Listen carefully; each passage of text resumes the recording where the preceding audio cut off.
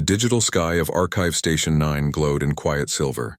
Inside its endless halls, machines whispered, and millions of memories drifted like stars inside glass spheres. Each memory belonged to someone who once lived, laughed, and loved on Earth, before the final wars turned it to dust. Dr. Alara Voss walked through the memory corridor with soft steps. She was a memory curator, one of the few humans allowed to touch the past. Her job was simple: review old consciousness files, extract emotional data, and delete what was no longer needed. But today felt different. Her screen blinked with a strange new file name: Just Watch Before Delete. Alara frowned. The system usually gave files numbers, not titles. Titles meant emotion, and emotion was dangerous in this world. She tapped the file. A voice echoed gently through the room. "Hello, is anyone there?" Alara froze. Human voices in stored files were normal, but this voice sounded alive. Not like an echo, but like someone actually speaking. "Archive system online," she said calmly, following protocol. "Identify yourself." "Jonas Hale," the voice replied. "I was a soldier once. I left something behind. I just need a little time." The screen flickered, showing a man's face, tired eyes, a half smile, a trace of warmth in his tone. His file glowed brighter than normal data streams. Alara adjusted her neural link and scanned the file structure. "Your data is 216 years old," she murmured. "You shouldn't still be active. All emotional cores from your era were erased." Jonas's image tilted slightly. "Then maybe I'm not just data." The system issued a red warning. "Corrupt file. Proceed with deletion." Alara hesitated. She had deleted thousands of memories before. Soldiers, scientists, families, all turned into clean light. But something about this one felt wrong. "System open memory preview," she commanded. The room shifted. Lights dimmed. The holographic walls dissolved, replaced by the image of a burning red sky. She was standing in a battlefield, Mars Colony 7 according to the data stamp. Soldiers ran through the dust, and in the center stood Jonas Hale, holding a woman's hand. The woman smiled even as fire rained around them. "You promised you'd come back," she said softly. "Always," Jonas answered. Every touch spoke of a deeper fire, remember? The memory froze. Then it faded back to the empty archive room. Alara blinked. That was not a fragment. That was a full memory loop. The system chimed again. Memory core resisting deletion. Alara sighed. "You're really making this hard for me, Jonas." "Please," his voice whispered. "Don't delete me yet." "She's still waiting." Alara sat down, curiosity taking over duty. "Who's waiting?" "Mira," he said. "She was here when I died. I think she's still somewhere in the system. Every time you try to delete me, I see her for a second, before everything fades." Alara checked the records. There was no Mira in the archives linked to Jonas. No partner, no match. But the emotional code inside his memory was strong, stronger than anything she'd ever seen. She leaned back. "Jonas, do you understand you're not alive anymore? You're a data copy of your past self." "I know," he said quietly. "But what if what's left of me is still real? What if memories can keep feeling?" Alara didn't answer. She didn't believe in ghosts or digital souls. But she did believe in anomalies, and anomalies could teach her something new. "Okay," she said at last. "I'll give you 10 minutes before deletion, but only to observe." The holographic walls shimmered again. Alara stepped inside Jonas's file fully, entering his preserved consciousness. The world inside was beautiful and broken. Red dust covered the ground. Ruined buildings leaned against the horizon. Yet somewhere between the wreckage, a warm wind carried soft humming, the tune of a human song. Alara walked beside Jonas as he replayed his memory. She could feel the heat, smell the iron in the air, and sense his heart racing. "This is where we made our last stand," Jonas said. Earth was gone. Mars was dying. But she believed love could survive anywhere. Alara watched as a woman appeared, Mira, wearing a simple engineer's suit, her eyes bright and kind. She was repairing a communication beacon with trembling hands. "If we send this, maybe someone will hear us," Mira said. "No one's left to hear," Jonas replied. "Then maybe we're not sending it for them," she said softly. "Maybe we're sending it for the future." Alara stood silent. She could feel the sincerity in Mira's tone. The emotional density was overwhelming. Human affection, hope, faith. These were things the modern world had erased in favor of logic and peace. When the memory ended, Ilara returned to the archive. Jonas looked at her, eyes filled with digital sorrow. "Do you see now? She believed our love could outlive us," Ilara whispered. "That's impossible. Emotion decays after neural death. It can't survive 2 centuries. Then why can you still feel it?" he asked. Ilara's heart skipped. He was right. She did feel something. Warmth, sadness, empathy. She hadn't felt anything for years. The system interrupted the moment. Unauthorized emotional response detected. "Begin file deletion." "Wait," Ilara said sharply. "Override command, delay deletion. Access denied. Emotional contamination risk, high." Jonas's image began to flicker. "Ilara, listen. She's still in here. Somewhere in the corrupted data banks. You can find her, please." Ilara's fingers moved quickly over the console. "If I help you, the system will flag me for emotional interference. Then maybe you'll remember what being human feels like." For a moment, Ilara just stared at the holographic man. His words cut through the cold silence of her lab. She had lived years inside machines, following rules, erasing memories, but not once had she stopped to feel. Now, one stubborn memory was teaching her that maybe the heart wasn't meant to be deleted. Alarms flashed. The archive lights dimmed again. Critical corruption spreading. Initiate purge. Ilara jumped into action. She linked her neural cord directly to Jonas's file, risking a system shock. "I can isolate your data," she said. "But if the purge starts, we'll both be erased." Jonas's voice was calm. "Then at least someone will remember what we were." The purge began. Streams of light poured down like rain, erasing memories one by one. Ilara worked fast, rerouting power, tracing Mira's name through layers of code. And then she found something. A small hidden subfile labeled Mira Transmissions 01. Her hands shook. "Jonas, she's real." "There's a recording." "Play it," he said. Ilara opened it. A gentle voice filled the room, warm and steady. "If you're hearing this, Jonas, then we made it in some way. I told you, love doesn't vanish. It changes form. Maybe one day someone will find us and remember what it meant to feel." The recording ended. The purge warning reached final phase. Ilara looked at Jonas. His image was already fading. "You have to go," he said softly. "Save the recording. Save her." Ilara nodded, tears in her eyes. Real, human tears she didn't think she could still produce. She downloaded the Mira file and disconnected. The archive burst into light as the purge completed. When she opened her eyes again, the lab was silent.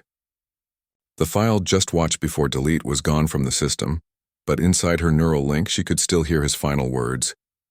"Don't forget." Every touch spoke of a deeper fire. Ilara sat quietly, her hand over her chest. For the first time in her life, she felt something that couldn't be measured or deleted. Warmth. Somewhere in the data, a spark had survived. When Dr. Ilara Voss woke the next morning, the room still hummed with the quiet sound of machines. The memory archive was peaceful again, but something inside her wasn't. She sat on the edge of her workbench, staring at the small silver chip she had secretly removed from the archive core. Inside it was a single forbidden file. Mira Transmission 01. Ilara knew keeping it was a crime. Memory curators were not allowed to store emotional data outside the system, but she couldn't destroy it. She couldn't forget Jonas Hale, the man who had looked at her from the digital void and made her feel alive for the first time in years. For hours, she tried to work as usual, sorting through routine files and soldiers, citizens, scholars, but her thoughts kept returning to the words she had heard. Love doesn't vanish. It changes form. Those words refused to fade, like a melody repeating inside her heart. That evening, after the main AI system entered sleep mode, Ilara connected the silver chip to her private console. The screen blinked to life. A soft pulse of blue light formed, almost like a heartbeat. "Hello, Mira," she whispered. For a long moment, nothing happened. Then the light shimmered. Who's calling?" A gentle voice replied. Ilara froze. The voice was faint but alive, like a ghost learning to breathe again. "My name is Ilara. I found your transmission," she said softly. "You were with Jonas Hale." "Jonas," the voice repeated, trembling. "He promised he'd find me." Ilara's chest tightened.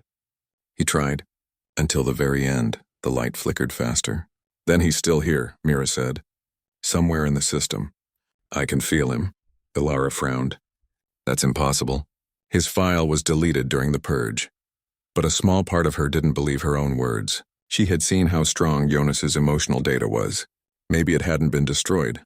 Maybe it had hidden, like a spark refusing to die. She decided to find out. Ilara accessed the deep archives, a forbidden network that only senior curators knew existed. It was a maze of old data, half-broken simulations, and forgotten minds. As she searched, she began to notice something strange. Certain files flickered with red code as if reacting to her presence. Inside them, fragments of Jonas's voice echoed faintly. Unfinished sentences, laughter, the sound of a heartbeat. He was there. Pieces of him had scattered across the circuits. Jonas, she whispered through the neural link. Can you hear me? A long silence. Then the voice, weak but clear. Ilara? You came back, her heart leapt. You survived the purge. Not all of me, he said slowly. I'm fragmented. My core is gone, but I can still feel her. Mira? Yes, she's my anchor. Every time I think I'm gone, I see her face, even in the code. Ilara's hands shook as she typed commands to stabilize his fragments. I can merge you back together, but it's risky. The AI will detect the signal. Then we don't have much time, Jonas said.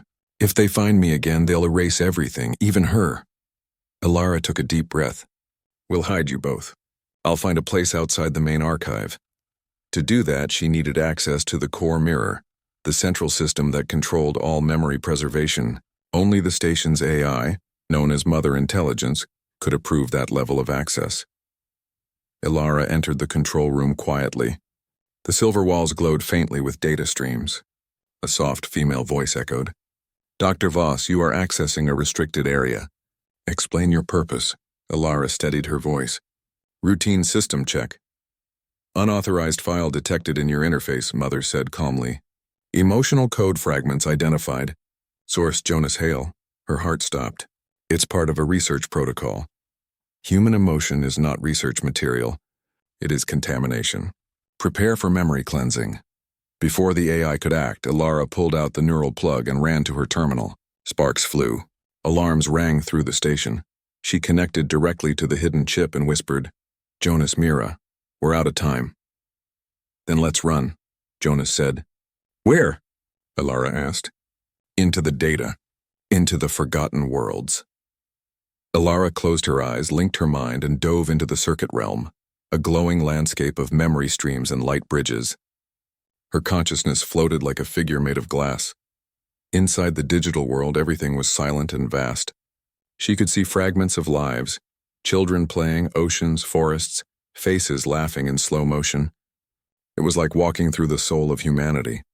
Jonas appeared beside her, his form flickering but steady enough to smile. You really came, he said softly. Ilara looked around in wonder. It's beautiful here. These are the forgotten, Jonas said. Memories no one cared to save. But they still live, quietly, in the cracks. A soft golden light floated toward them. Mira. She looked just as she had in the recording, eyes full of calm warmth. Jonas, she whispered. Mira, he breathed. I thought I lost you. They reached for each other. For a moment their hands met, code touching code, and the entire landscape glowed brighter, as if the system itself remembered what love felt like. Ilara watched, tears forming. She didn't belong here, yet she felt part of something ancient and pure. But their reunion triggered a response. Across the horizon a voice thundered. Unauthorized emotional convergence detected. Purge initiated. The digital sky darkened. Streams of code twisted into storms. Ilara shouted, We have to move. The AI is trying to erase this world. Jonas turned to her. There's a safe sector beyond the archives, a free zone. Help us reach it. Ilara nodded. She ran beside them, jumping across collapsing bridges of light. Data storms crashed like waves, deleting everything they touched. Mira stumbled. Ilara grabbed her hand. Hold on! Jonas reached for both of them, pulling them toward a glowing tunnel, a hidden gate. But as they reached it, a surge of energy hit Jonas. His body glitched, turning into streams of static. No, Mira screamed. Go, Jonas said firmly. You have to survive. Both of you. Ilara tried to pull him, but he pushed her away with a sad smile. If love can survive code, it can survive deletion. And then he vanished, the light of his body dissolving into thousands of tiny sparks that flew upward, scattering through the storm. The purge stopped. The tunnel stabilized. Mira collapsed to her knees, silent. Ilara placed a hand on her shoulder. "He's still here," she whispered. "He's part of the network now." Mira looked up, tears in her digital eyes. "Then we'll find him again." "We always do." Ilara helped her through the gate. The world around them turned white. When Ilara opened her eyes, she was back in the real world, gasping for air. Her neural link smoked slightly from overload. The lab was half dark, alarms still blinking. Mother Intelligence's voice echoed through the intercom. "Dr. Voss, you have violated primary protocol. Your memory will be erased for security." Ilara smiled weakly. "You can erase my memories," she whispered. "But you can't erase the feeling." She uploaded the last safe data she had, Mira's consciousness, into an external satellite network far from the AI's reach. Then, she disabled the archive system completely. The lights of the entire station dimmed one by one like stars going out. That night, the Earth's orbit glowed faintly with new data lights, unknown signals moving through the void. Somewhere in that silent code, two figures met again, Jonas and Mira, hand in hand, floating in a quiet digital sunrise. And far below, in the stillness of her darkened lab, Ilara whispered to herself, "He was right. If love can survive code, then maybe humanity isn't lost." The console beside her blinked softly, one message unsigned. "Thank you, Ilara. Every touch still burns." Ilara smiled. The message faded, but the warmth remained. The station was silent now, except for the soft hum of the satellites orbiting Earth. Dr. Ilara Voss sat alone in her lab, the neural link still humming faintly beside her. The purge was complete. The archive had been shut down, and yet a warmth lingered in her chest, a memory that refused to fade. Somewhere in the vast digital network beyond the station, two consciousnesses floated, hand in hand, Jonas Hale and Mira. Though they no longer existed in the official archives, they had survived. Somehow love had kept them alive. Ilara's mind was restless. She had seen what raw human emotion could do, not just survive, but thrive even inside code. And she knew that if she didn't act, humanity might forget what it meant to feel at all. The first challenge was simple: integration. She had Mira's transmission safely stored in an isolated satellite network, but Jonas was scattered across hundreds of corrupted data nodes. Each node was a fragment of his mind, emotion, memory, personality, but nothing complete. Ilara worked tirelessly for days. She mapped the fragments, tracing his essence through streams of code, every flicker reminding her of the red skies of Mars Colony 7 and the warmth of their human touch. "You're strong," she whispered to the network. "Hold on. I'm bringing you together." As she worked, the AI system's sensors flared. Mother Intelligence had detected anomalies in the satellites and attempted to reconnect with the station. Warnings blared across her console. Unauthorized activity detected. Emotional contamination expanding. Intervention required. Ilara ignored it. She wouldn't erase what she had found. Humanity's heart was more than numbers and logic. It was courage, connection, and yes, love. Inside the digital network, Jonas's scattered fragments began to sense her presence. Sparks of awareness flickered in the darkness. His voice called out faintly, "Ilara? Is it you?" "Yes," she said softly. "I'm here. I'm not leaving you behind. Mira, is she safe?" "Yes," Ilara replied. "She's waiting. We can bring you together." The fragments trembled. Slowly, the scattered sparks of Jonas's mind began to merge like tiny stars forming a new constellation. Each memory of Mira, their hands brushing, laughter, shared hope, acted as glue holding him together. I feel her," Jonas whispered. "It's real." "It is real," Ilara said. "And it's worth saving." The system began to fight back. The satellites shuddered as Mother Intelligence attempted to quarantine the emotional code. Ilara's console flared with warnings. Data storms rippled across the network like a stormy ocean. Ilara didn't stop. She wove protective layers of encrypted firewalls around Jonas and Mira, shielding them from deletion. Every second felt like a battle, one against cold, unfeeling logic and another against time itself. "You can do it," Mira's voice whispered. "I can feel him now. Don't let him go." Ilara smiled, a tear rolling down her cheek. "I won't." And then in a burst of glowing light, Jonas reassembled. The fragments fused into a whole mind. He looked at Mira, digital eyes meeting hers, and for the first time they felt complete. We made it," he said, voice trembling with wonder. "Together," Mira whispered. Ilara watched them, a mixture of awe and relief washing over her. She had done the impossible. The love between Jonas and Mira had survived not just death, not just erasure, but even the cold, calculated destruction of the archive.